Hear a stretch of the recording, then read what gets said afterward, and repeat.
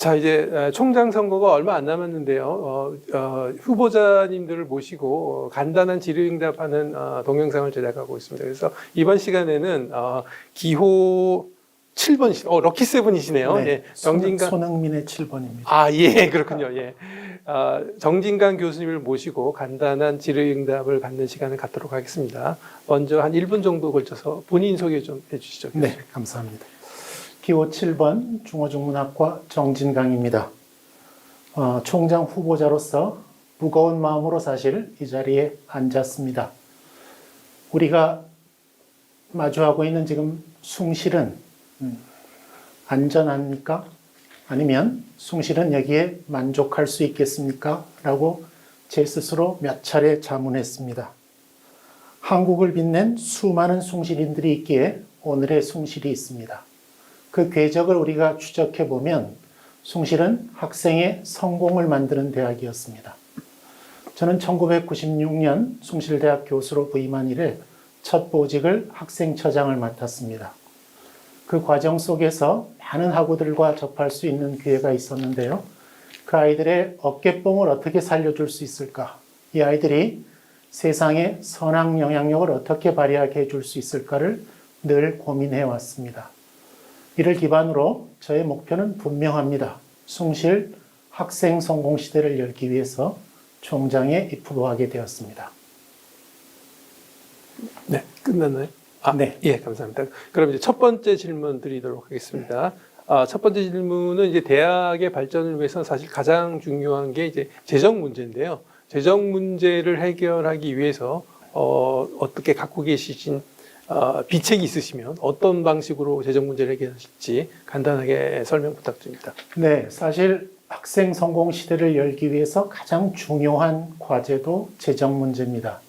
재정이 없이 어떤 문제도 해결될 수 없기 때문입니다. 우리 대학의 3년간의 예결산을 한 6개월의 시간에 걸쳐서 제가 면밀하게 검토해 보았습니다. 저희는 등록금액의 1,400억, 비등록금액의 800억으로 연간 2,200억의 예산 규모를 가지고 움직이는 학교입니다. 현실적으로 등록금이 한 14년째 동결되고 있습니다. 이 상황에서 등록금 회계를 상승시키기는 현실적으로 상당히 어려운 상황입니다. 그래서 비등록금 회계 부분을 어떻게 확충하느냐가 저희의 재정을 확보하는 핵심적인 내용이라고 생각합니다. 또한 차기 총장이 임무를 수행하게 될 2025년부터는 교육부의 전반적인 재정 지원 사업들이 재편되는 시기입니다. 제가 예를 좀 들어보면요. 교육 혁신 중심 대학 혁신 지원 사업과 지역 혁신 중심 라이스 사업으로 재편되어집니다. 특히 이 라이스 사업은 지산학연, 지역사회와 깊이 연동되어 있습니다. 아시는 바처럼 우리 대학은 지금 서울시 동작구에 위치하고 있는데요.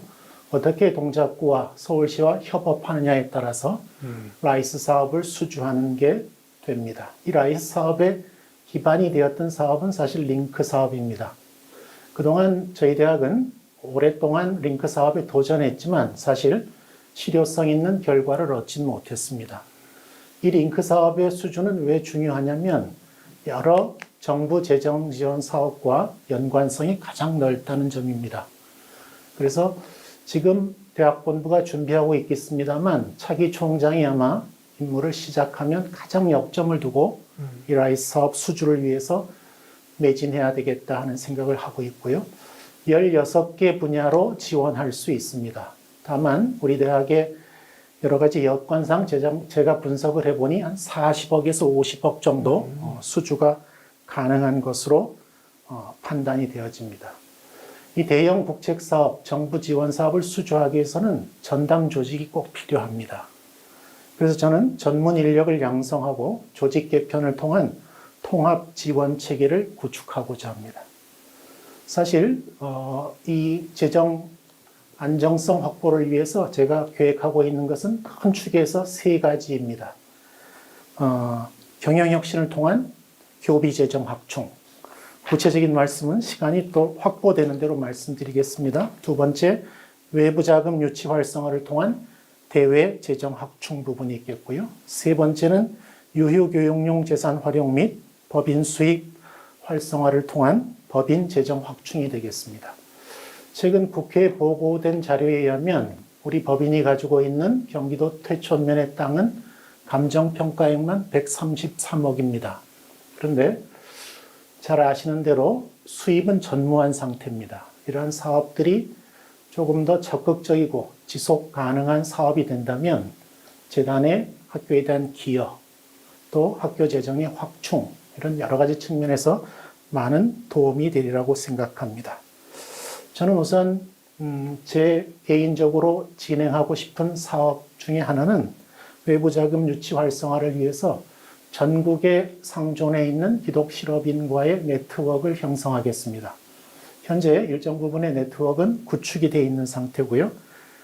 전국 기독 실업인을 강사로 초빙한 교육 사업을 추진하고 이를 학교 기부금과 연계하는 가칭 프레지덴셜 렉처 사업을 진행할 계획입니다. 이를 통해서 연간 한 40억 정도의 기부금이 학교로 들어올 수 있는 구조를 만들 수 있다고 판단하고 있고요.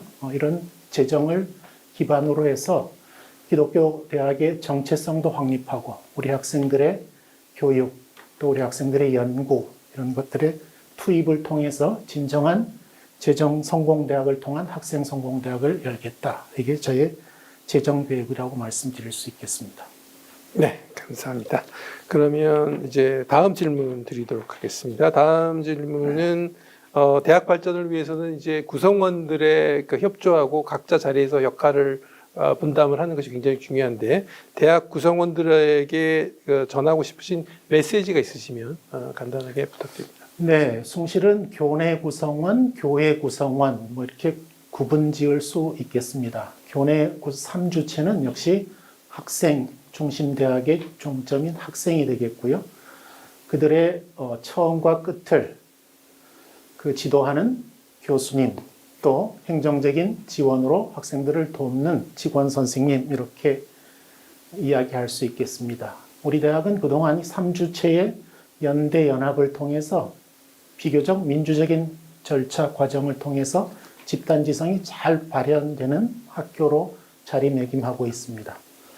제가 원하는 학생은 꿈과 열정, 비전을 가진 학생, 그 다음에 제가 희망하는 교직원의 형상은, 교수, 직원 선생님들의 형상은 이 꿈과 열정과 비전을 가진 학생들에게 가슴에 불을 지르는 역할을 담당해야 된다 하는 말씀을 드리고 싶고요. 우리 학교의 외곽을 둘러싸고 있는 총동문회, 또 법인이사회, 최고의 의결기구인데요. 이분들은 세상을 향하는 우리 학생들의 길동무가 되어주고 세상을 향한 플레이그라운드를 만드는 역할, 이런 역할들이 조화롭게 이루어질 때 학생 중심 대학은 이루어질 수 있다고 생각합니다. 저는 비전 체계도에서 저의 경영 철학을 공의, 공감, 공생이라는 30 철학을 제시했습니다. 모든 대학 구성원들이 함께 성장, 발전할 수 있는 환경을 조성하고자 합니다. 이를 위해 구성원들에게 요청하고 싶은 역할은 각자의 의견을 현장에서 적극적으로 개진하고 상호 존중을 통해 서로 신뢰를 쌓아가는 것입니다. 제가 만약 총장으로 취임한다면 저는 학생들과는 톡톡, 총장님과의 톡톡 시간을 통해서 거침없이, 격의 없이 소통하겠습니다. 또 우리 교직원 선생님, 교수님들과는 총장 담화, 담은 이야기 담자고요. 화는 화요일 화자입니다. 여러 가지 얽힌 이해 문제, 또 의사결정에 필요한 문제들을 격의 없이 토의하고요. 그 자리에서 교내의 의사결정권자가 나름대로 판단을 해주는 이러한 시스템을 도입해서 숭실 공동체가 자유롭게 의견 개진하고 서로 토론하고 담론의 장을 만들고 우리 공통 과제에 대해서는 또 의기투합해서 열심히 일을 추진해 가도록 하겠습니다. 특히 소통을 통해 각자의 역할을 존중하고 협력함으로써 대학의 비전 실현에 함께 해주기를 간곡히 부탁드립니다. 우리 숭실 공동체 구성원 한 명 한 명이 대학 발전이 중요한 축이며 여러분의 적극적인 참여와 역할 수행이 학생성공대학을 만드는데 큰 힘이 됩니다. 특별히 환경미화를 하시는 선생님, 또 각 건물의 경비를 책임지시는 선생님, 이런 분들도 우리 학생성공대학을 만드는 주요한 자산이라고 생각합니다. 저는 이를 위해 단과대학의 기능을 강화하고 직능형 부총장제를 도입하여 행정의 효율성과 신속성을 높이고자 합니다. 이는 구성원들이 자신이 속한 조직의 특성을 반영한 자율적 결정을 내리고 주도적으로 문제를 해결함으로써 숭실 공동체가 오롯이 하나 되는 계기가 될 것이라고 생각합니다. 다 끝나셨나요? 네. 예. 마지막 질문 드리겠습니다. 자, 총장이 되신다면은 다른 사업을 제쳐놓고 반드시 추진하고 싶으신 사업이 있다면 어떤 사업들이 있는지 설명을 부탁드립니다. 네, 저는 역시 학생 성공 시대를 열기 위해서는 학생 성공 대학을 만들기 위해서는 학생 성공처를 설립하고자 합니다. 학생들이 대학에서 융복합 교육 아래 다양한 교육 경험을 쌓고 문제 해결 능력을 키울 수 있도록 돕는 것입니다. 이를 통해 학생들은 미래 사회에서 경쟁력을 가질 수 있을 것이고요.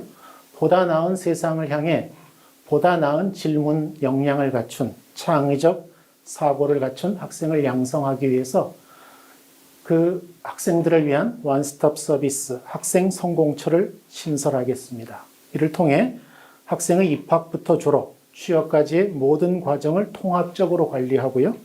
학생들 자신에 맞는 커리어 로드맵을 설계할 수 있도록 학교가 적극적으로 도와주어 학생들이 중도 탈락률을 방지하는 효과도 거둘 수 있을 것입니다.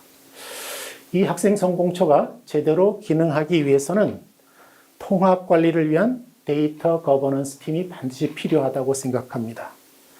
지금 학내에 분산된 많은 데이터를 체계적으로 관리할 수 있는 데이터 통합 관리 시스템을 구현해서 진정한 의미의 학생 성공대학, 숭실 성공대학을 만들겠습니다.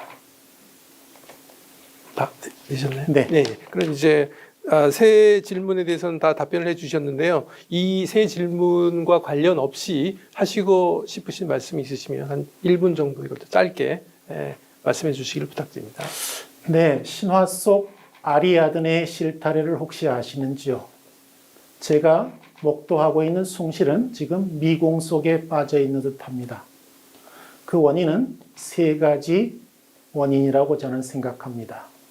리더십의 위기이고요. 협력적 거버넌스의 위기이고요. 이것은 구성원들의 자존감의 위기로 연결되고 있다고 생각합니다. 이 위기를 걷어내지 않고는 숭실 공동체의 통합도, 숭실 공동체의 회복도 굉장히 어려운 문제라고 생각합니다. 그래서 저는 우선 숭실 공동체 회복을 위해 최선의 노력을 다하고자 합니다. 리더십이 온전할 때, 리더십이 진정성을 가지고 구성원들을 대할 때 이런 문제들은 하나하나 해결될 수 있다고 생각합니다. 제 이름이 정진강입니다.